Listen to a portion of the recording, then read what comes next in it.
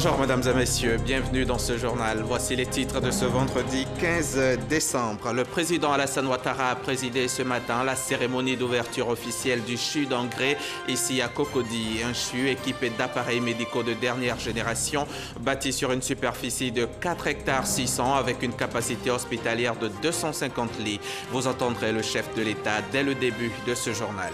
Nous irons ensuite à Grand-Bassam où Amadou Gon Coulibaly a procédé hier au lancement du séminaire du secteur portuaire ivoirien, un séminaire qui a porté sur le thème « Les ports ivoiriens face aux défis de la compétitivité », une rencontre qui va durer 3 jours.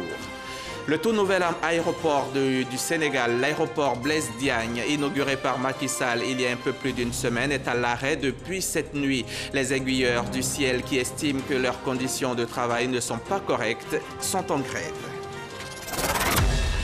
Le chef de l'État, le président Alassane Ouattara, a procédé ce vendredi à l'inauguration du CHU d'Angré, un établissement sanitaire équipé d'appareils médicaux de dernière génération, bâti sur une superficie de 4 hectares 600 avec une capacité hospitalière de 250 lits. Il comprend un plateau technique très moderne, un centre international d'endoscopie et de techniques avancées en chirurgie. Ce CHU est le 4e d'Abidjan, après ceux de Treichville, de Cocody et de Yopougon. Sa réalisation aura coûté plus de 35 milliards de francs CFA à l'État ivoirien qui entend en faire un pôle de référence du système sanitaire national. Pour ce faire, le chef de l'État appelle le personnel médical à un meilleur entretien des équipements pour une amélioration de la prise en charge médicale des populations. Je vous propose d'écouter le chef de l'État. C'était donc tout à l'heure à l'inauguration du CHU de Cocody-Angré. Nos populations ont droit à un mieux-être et cela a toujours été notre priorité. Et j'attache du prix au droit à la santé de tous les Ivoiriens, sans distinction, parce que ceci est un droit inaliénable. C'est pourquoi le gouvernement a très tôt pris des mesures pour restaurer notre système de santé, qui avait tant souffert des affres de la crise d'un manque d'investissement durant de nombreuses années. Dès 2011, grâce au programme présidentiel d'urgence imaginé quand nous étions à l'hôtel du Golfe, plusieurs structures sanitaires ont été réhabilitées, équipées et mises aux normes. Et je dois là aussi avouer que malheureusement, la maintenance n'a pas suivi. Et nous avons constaté très rapidement de nouvelles dégradations. Et là, je lance un appel donc au personnel de santé et à tout le personnel administratif dans les hôpitaux pour que nous prenions soin du bien public. Ceci est important, car la santé est primordiale pour chaque famille et pour chaque Ivoirien. Et après donc, ces réhabilitations, comme nous l'avions fait pour les universités, nous avons institué, à la sortie de l'hôtel du Golfe, la gratuité totale des soins. Et à mon grand désarroi, il y a eu des abus inqualifiables. Et bien évidemment, nous ne pouvions pas continuer ce système qui faisait l'objet de trafic, de détournement et d'abus de biens sociaux. Et c'est comme ça que nous avons limité la gratuité, pour qu'elle soit ciblée en faveur des femmes, des enfants de 0 à 5 ans pour le traitement du paludisme, ainsi que la prise en charge de toutes les urgences pendant les 48 premières heures. Voyez-vous, la mesure de gratuité ciblée, et bien sûr générale au début, nous a permis d'améliorer le taux de fréquentation de nos établissements sanitaires de 19% en 2010 à 50% en 2016. Oui, à 50%. Et ceci veut dire que nous avons encore du chemin à faire. Et vous pouvez compter sur moi pour continuer de travailler dans cette direction. Afin de soulager nos populations, nos concitoyens, du poids important des dépenses de santé des ménages, nous avons élaboré la couverture maladie universelle, la CMU. Et les inscriptions se poursuivent. Mais elles sont faibles. Et je voudrais encourager les uns et les autres, tous nos concitoyens, à se faire enrôler pour bénéficier des avantages de ce système. Honorables invités, mesdames et messieurs, comme je le disais, nous avons donc entrepris en 2013 ce vaste programme de réhabilitation du secteur de la santé. Et de 2013 à 2016, l'État a investi 546 milliards de francs CFA pour la restauration de notre système de santé. Ces investissements ont permis notamment de consolider l'existant et de créer des conditions favorables à l'exercice des professions de santé. Le CHU d'Angré est donc désormais ouvert et fonctionnel. Qu'en pensent les populations? Nos reporters ont promené leur micro dans les rues de Cocody. On les écoute. L'initiative d'avoir pensé à nous doter d'un hôpital, d'un CHU pour les habitants de la zone de... C'est Cocody, mais c'est plutôt rapproché pour nous qui sommes à Angré. Voilà, ça nous éviterait aussi d'aller tout le temps au CHU de Cocody. Ça peut beaucoup nous rendre service parce que aller jusqu'à Cocody, à Yopougon, souvent tu arrives à Cocody, il n'y a pas de place, tu vas à Yopougon, tu vas à Treichville. Donc ça là encore de plus, ça va beaucoup nous rendre service. Aujourd'hui, l'hôpital, je pense que c'est une aubaine pour nous villageois de Djurogobité. Parce que un hôpital à quelque part du village, c'est à notre portée. Ça. Avant, pour aller à l'hôpital, il fallait se déplacer jusqu'à Génie 2000 avant d'avoir une voiture pour se rendre dans un centre hospitalier. Aujourd'hui, à quelques mètres du village, nous avons un centre hospitalier. Donc c'est la bienvenue. Merci les autorités.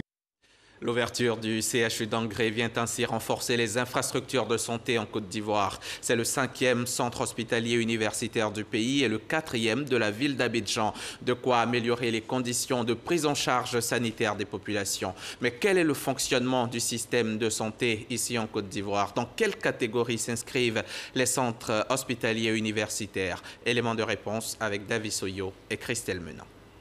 Après les centres hospitaliers universitaires de Treichville, Cocody et Yopougon, celui d'Angré sera le 4e de la ville d'Abidjan et le 5e du territoire ivoirien. Ces CHU s'inscrivent dans 3 catégories de structures sanitaires. On parle de pyramide sanitaire. La base, le niveau primaire ou départemental, ce sont environ 2000 centres de santé et formation sanitaire et 82 hôpitaux généraux. Le premier contact qui accueille tout patient ayant des problèmes de santé. En cas de complications, le patient est premièrement référé à l'hôpital régional. Le niveau secondaire ou régional compte 17 centres hospitaliers régionaux, c'est la 2e référence.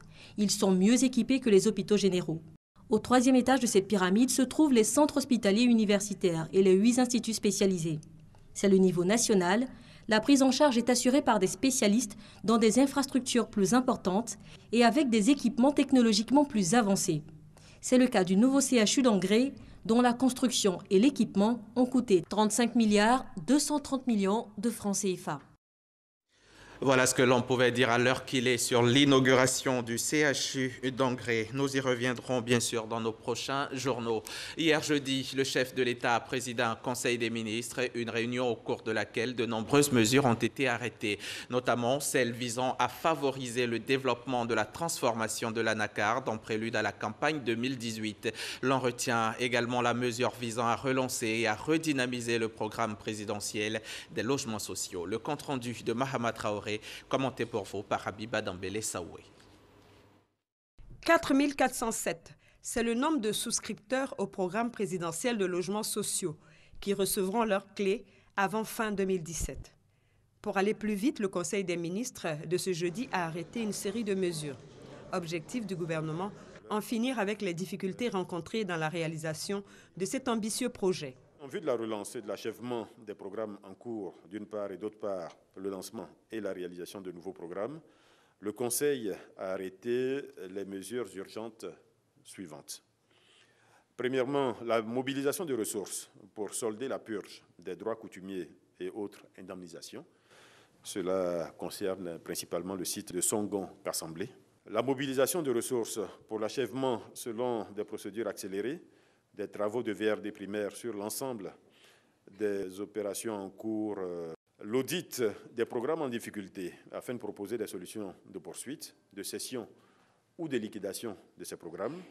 Quatrièmement, l'audit des souscriptions et des attributions des logements sociaux par les promoteurs immobiliers. Et cinquièmement, la reprise par l'État des terrains non bâtis et leur cession à des opérateurs jugés plus performants. Enfin, il est envisagé un appui à la SICOJI et aux promoteurs présentant de réelles garanties d'achèvement des programmes, ainsi que des garanties de remboursement des financements qui sont faits dans le cadre de ce projet. La Côte d'Ivoire veut consolider son rang de premier producteur mondial d'anacarde. L'État vient ainsi d'adopter une ordonnance instituant une taxe sur les exportations brutes de noix de cajou. Cette ordonnance institue une taxe de 30 francs CFA par kilo de noix brutes de cajou exportées. Les ressources générées par cette taxe sont destinées au financement des activités de renforcement de la compétitivité de l'ensemble de la chaîne de valeur, ainsi qu'au soutien de la structuration de la filière anacarde. Cette taxe est modulable pour chaque campagne, de façon à tenir compte des performances réelles de la filière et de la nécessité de préserver son équilibre. Bientôt un registre national des personnes physiques en Côte d'Ivoire. Entendez par là un répertoire où sera recensé chaque individu vivant sur le territoire ivoirien. Ce registre est une base de données qui a vocation à centraliser l'ensemble des informations sur l'état civil et la biométrie des personnes physiques en Côte d'Ivoire. Il s'agit ici d'un système intégré, global, fiable et sécurisé qui associera à chaque citoyen ivoirien et à tout étranger résident ou de passage en Côte d'Ivoire un numéro d'identification national unique. Ce numéro figurera sur tous les actes de la vie de chaque individu, permettra notamment d'assurer la traçabilité de tous les habitants de notre pays, de façon à optimiser la politique fiscale, la politique sociale et bien entendu la politique sécuritaire. En vue de pallier le déficit d'effectifs, une ordonnance autorise désormais tout médecin militaire à la retraite à se faire engager par la fonction publique ou par les établissements publics nationaux. Cette mesure vise à faire face aux besoins en personnel de santé compétent et expérimenté, en permettant le recrutement de ce vivier important de médecins militaires à la retraite en qualité de médecins civils par voie contractuelle. Juste pour comprendre, le médecin militaire partait à la retraite au grade de colonel à 57 ans et les médecins civils qui sont dans la fonction publique peuvent aller à la retraite à 65 ans. Donc, ne pas se donner la possibilité d'utiliser ces médecins pour notre pays pouvait être une perte. Les troubles enregistrés ces derniers jours dans le milieu scolaire préoccupent le gouvernement qui condamne. Cette situation prend le contre-pied du thème de l'année scolaire en cours, qui est civisme et engagement de tous pour une école de qualité.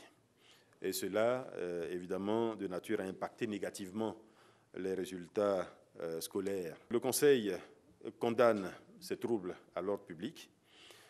Il autorise la prise de mesures permettant d'identifier et de sanctionner de manière exemplaire les meneurs et les auteurs de ces troubles.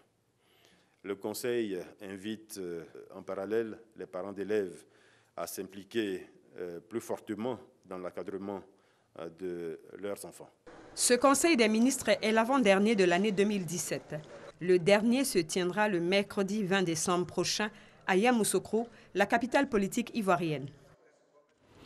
Daniel Kablan-Duncan, lui, n'a pu prendre part ni au Conseil des ministres ni à l'inauguration du CHU d'Angré. En mission au Brésil depuis quelques jours, le vice-président a pris part à un important forum économique sur la destination Côte d'Ivoire pour les investisseurs et hommes d'affaires brésiliens.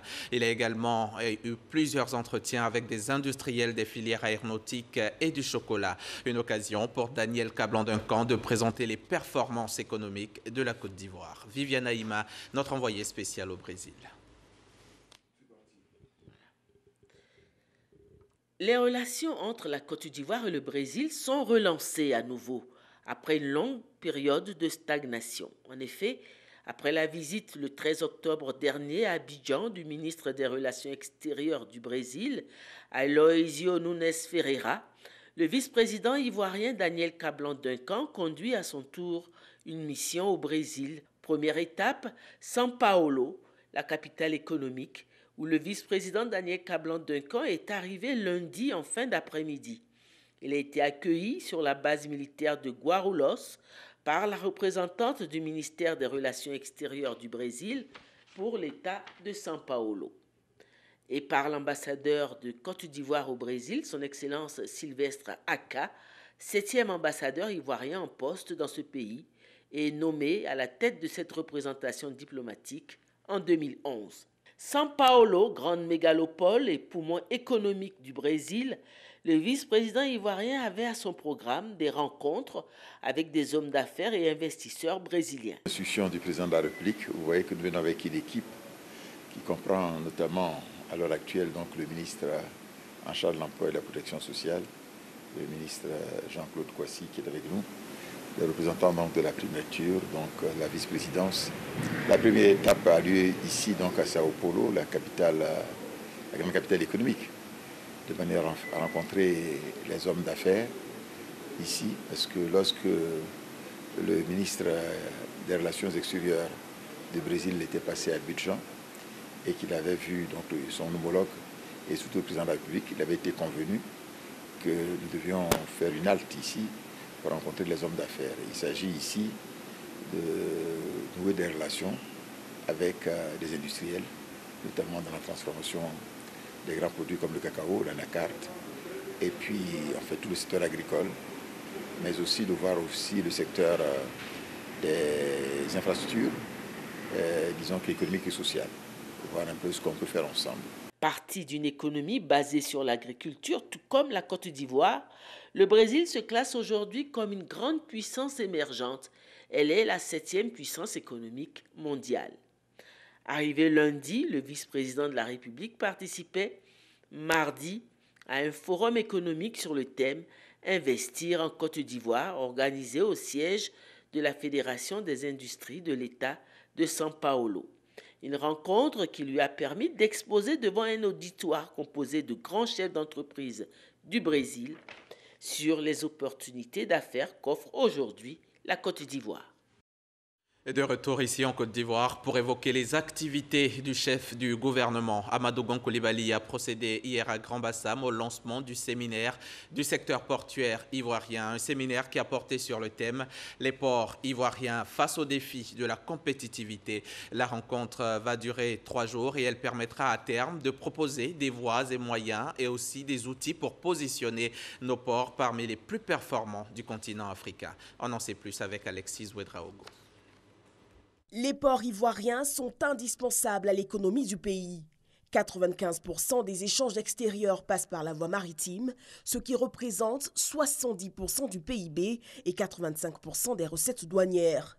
À l'heure de nombreuses évolutions dans le secteur portuaire, il y a urgence à la réflexion pour faire face aux défis de la compétitivité. Après avoir été pendant longtemps, pendant des décennies, des modèles, des ports ont aujourd'hui perdu leur position du fait d'un manque d'investissement, de renouvellement et de modernisation depuis les années 80. La conséquence est qu'aujourd'hui, nos ports connaissent une congestion des quais, induisant des temps d'attente anormaux des navires au regard des règles de l'art. La rencontre qui se tient sur 3 jours devra à son terme proposer des voies, moyens et outils pour positionner les ports ivoiriens parmi les plus performants du continent. Il m'est apparu nécessaire de réunir dans un même espace, pendant 48 heures, tous les acteurs du secteur maritime et portuaire pour proposer au gouvernement une batterie de mesures immédiates et à moyen terme nécessaires à rendre immédiatement compétitifs nos ports d'une part et d'autre part à jeter les bases de la durabilité de cette compétitivité. Si beaucoup reste à faire, des avancées notables sont à relever, notamment un plan d'investissement qui prévoit la construction d'entrepôts frigorifiques pour la pêche, la modernisation des accès aux ports, l'acquisition de matériel naval pour la surveillance des plans d'eau, l'élargissement et l'enfoncement des tirants d'eau. Et le gouvernement ivoirien n'entend pas s'arrêter en si bon chemin. Ces avancées, bien que notables, ne sauraient cacher les faiblesses accumulées depuis plus d'une décennie. C'est le lieu de vous exhorter au cours de ce séminaire à engager la réflexion sur tous les facteurs de compétitivité que sont la qualité et la disponibilité des infrastructures portuaires, la sécurité des biens et des personnes et la sûreté des installations portuaires, le coût donc, de passage au niveau donc, du port ou des ports, les tracasseries routières. Je voudrais d'ores et déjà exprimer l'engagement du gouvernement à œuvrer pour la levée, dans les meilleurs délais, des mesures résiduelles administratives impactant négativement les activités portuaires donc, et le trafic. Je vous engage toutes et tous, mesdames et messieurs les participants, à une indispensable auto-évaluation durant vos travaux. Il s'agira de mettre à la disposition du gouvernement des recommandations et des mesures précises et concrètes pour que la Côte d'Ivoire retrouve sa place de leader de la sous-région dans le secteur maritime et portuaire. Dockers, experts, scientifiques et techniciens devront, au terme des travaux, apporter des solutions concrètes pour maintenir les ports à flot. Avant de se rendre dans la cité balnéaire pour prendre part à ce séminaire, le Premier ministre Amadou Gon Coulibaly a reçu à son cabinet une délégation de l'OIF conduite par Adama Ouane. L'administrateur de l'Organisation internationale de la francophonie est allé féliciter le chef du gouvernement et au-delà la Côte d'Ivoire entière pour la parfaite organisation des 8e Jeux de la francophonie tenus ici à Abidjan en juillet dernier. Le témoignage de Gabriel Zani. Jamais dans l'histoire d'un événement sportif du monde francophone, la Côte d'Ivoire n'a obtenu autant de félicitations. Ce jeudi, une délégation de l'Organisation internationale de la francophonie, dépêchée par Michael Jean, a félicité le gouvernement chez Amadou Gon Coulibaly, le Premier ministre, depuis que le pays a réussi l'organisation des 8e Jeux de la francophonie tenus à Abidjan du 21 au 30 juillet dernier. Je suis venu porter des messages de la secrétaire générale Michael Jean pour venir encore une fois dire à la Côte d'Ivoire merci, merci, merci de nous avoir offert les merveilleux Jeux de la francophonie. C'était donc un moment que la communauté francophone et la communauté internationale ont considéré comme étant d'une importance singulière. La Côte d'Ivoire a promis des Jeux d'exception et nous a offert des Jeux magnifiques. Après les félicitations, Adama Ouane affirme que la coopération entre la Côte d'Ivoire et l'OIF est plus que jamais aiguisée. Pour lui, il s'agira donc de pérenniser les acquis des investissements des Jeux tenus à Abidjan. Les Jeux sont une institution majeure de la francophonie et nous l'avions dit, il y a un avant et un après Abidjan. Les Jeux sont portés maintenant à un niveau très élevé de compétitivité, de qualité. Et cet effort-là, nous devrons le continuer, le porter ensemble et nous assurer que les investissements qui ont été faits, ce que nous avions vécu restera toujours gravé, mais aussi qu'on va trouver des manières de maximiser, de rentabiliser tout ce qui a été fait comme investissement. En plus des 19 médailles remportées par la Côte d'Ivoire, le gouvernement reçoit la médaille d'or pour avoir réussi le pari de l'organisation des 8e Jeux. Le pays avait réalisé sa meilleure performance dans l'histoire des Jeux de la francophonie avec 15 médailles pour les compétitions sportives sur les 19 obtenues. Hier jeudi, Guillaume Soro a lui aussi de son côté accordé des audiences. Vous allez le voir en image, le président de l'Assemblée nationale a reçu successivement 3 diplomates. Il s'agit de l'ambassadeur d'Israël en Côte d'Ivoire, l'ambassadeur du Nigeria et celui de l'Afrique du Sud dans notre pays. Les hôtes de Guillaume Soro ont à leur sortie d'audience expliqué que les entretiens ont porté essentiellement sur les relations de coopération existant entre leurs pays respectifs et la Côte d'Ivoire. Et puis cet accident survenu hier un peu avant midi, un hélicoptère de type Alouette s'est écrasé au quartier Jean Folly à Port-Bouët, non loin de l'aéroport Félix Houphouët-Boigny. Heureusement, l'accident n'a occasionné aucune perte en vie humaine, mais a cependant causé des dégâts matériels et enregistré 4 blessés. Reportage Godefroy Okambawa et Herman Guivet. Commune de Port-Bouët, quartier Jean Folly, une foule de curieux tenus en respect par les forces de défense et de sécurité. Sur la toiture d'un magasin, un hélicoptère Alouette de type SE-313B de fabrication française, immatriculé TU-HAH, vient juste d'achever son vol de manière catastrophique. À son bord, un équipage de 2 personnes, un ressortissant français et son copilote ivoirien. Dans le magasin se trouvaient également 2 personnes au moment du crash, 3 parmi elles grièvement blessées, 1 légèrement, tous évacués d'urgence par les secours. On a procédé donc très rapidement à la prise en main de la situation et à l'évacuation de 3 victimes que nous avons trouvées sur les lieux. Il y avait une 4e qui avait été évacuée avant qu'on arrive en fait. Donc on a pris en compte les 3 qu'on a trouvées sur place. Il y avait 2 en état de choc, il y avait une qui était blessée, mais blessée léger comme on dit chez nous. Dans sa perte croissance de vitesse, l'appareil a été accroché par des câbles électriques avant de finir le nez dans le magasin. Des témoins racontent. Avion là, on a arrêté ici. Maintenant on voit l'avion là vient, puis un coup là même là, il a tombé, voum. J'ai aperçu l'hélicoptère en train de tourbillonner dans l'air. Moi je me suis dit que c'était un jeu parce que on a l'habitude de voir ces genres de scènes là. Il y a des pilotes que ça donne à ces genres de jeux. Donc on l'a ignoré.